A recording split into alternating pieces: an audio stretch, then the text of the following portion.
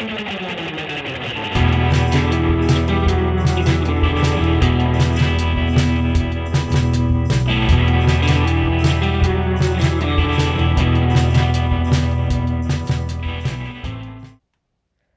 we're going to kick it on over to our on-the-spot correspondents who are reviewing Malignant.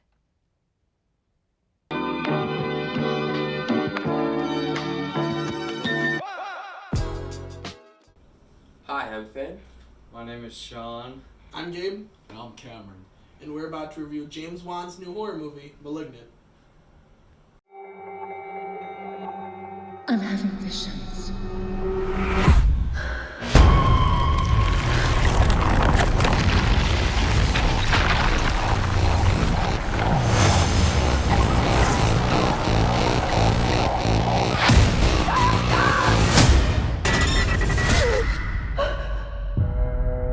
The body of Dr. Florence Weaver was found brutally murdered in her home this morning.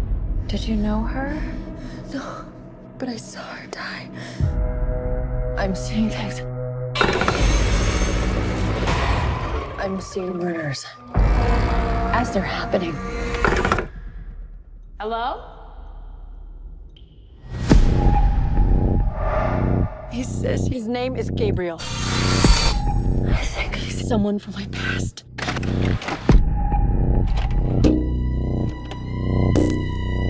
Happy birthday. Whatever happened to you before you joined our family hurt you in a way that I can't even imagine.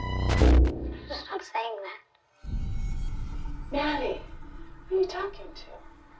Gabriel. Is he your imaginary friend? Imaginary?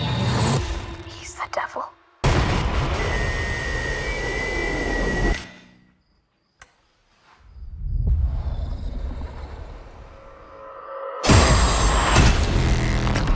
Whatever it was, It's back. He killed again. He's getting closer.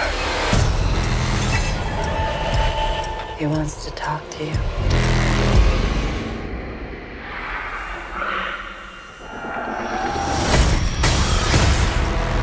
Mom, what do you know?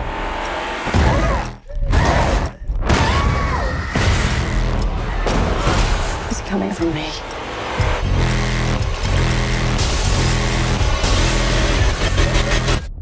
Who are you, Gabriel?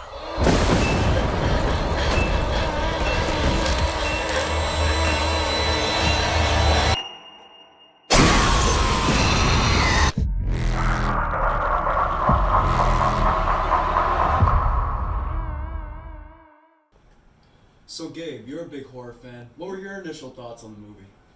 Well, so first and foremost, 2021 has not been a good year for horror movies. I mean, The Devil Made Me Do It was easily the worst Conjuring movie, which is, that's saying a lot.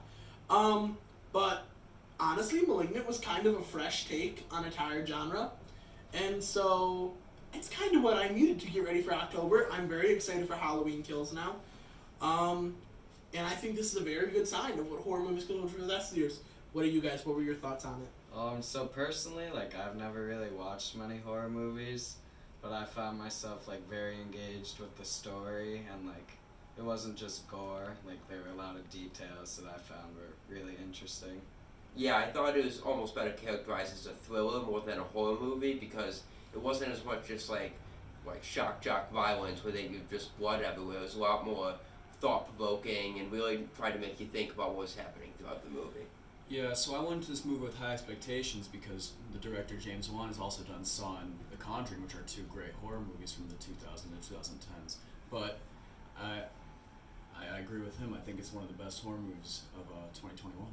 And I think it's definitely interesting that this movie doesn't really rely on jump scares. I mean, there's one or two, but definitely not as many as we've seen in the modern horror movie.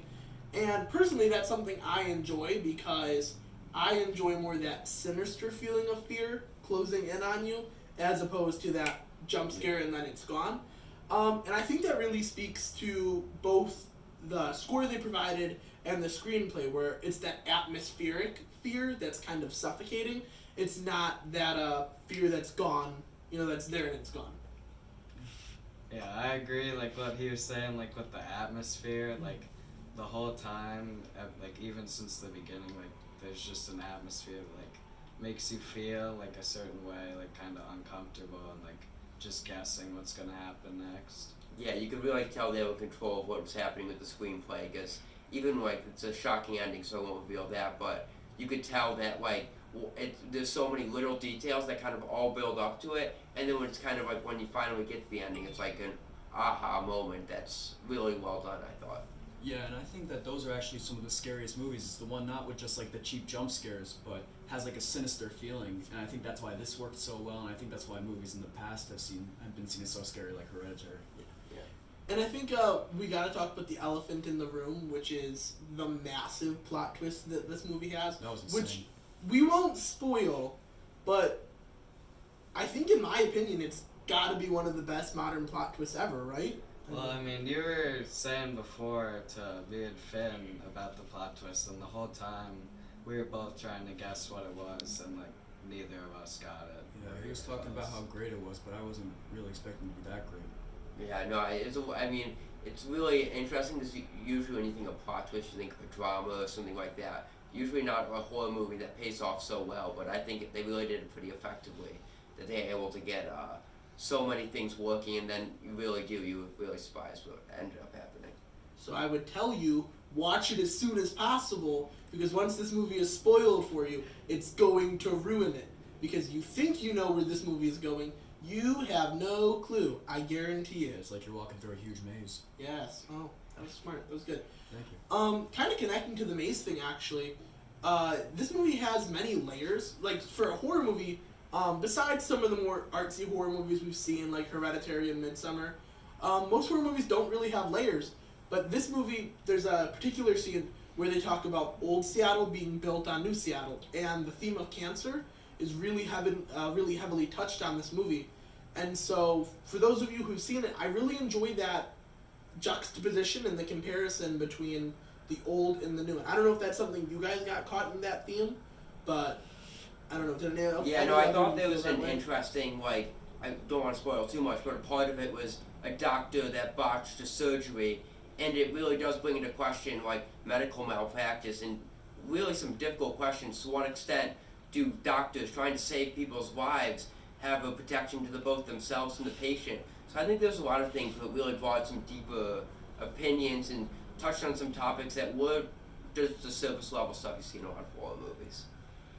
I feel like the topic also like kind of hits home to people. Like it's like family related, so like everyone can kind of relate to it and like have like the same feelings towards it more or less. Like you're invested in the plot. I think they said everything that needs to be said about it. It's just pretty good layers. And I will definitely say that, like, in my opinion, one of the keys to a great horror movie is that everything comes full circle.